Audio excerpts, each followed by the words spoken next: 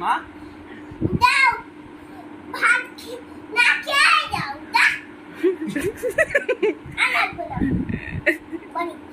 আর আসবে না বাড়িতে?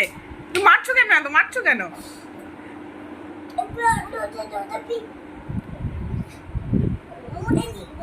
কেন মারছো বাবা? কেন মারছো বাবাকে?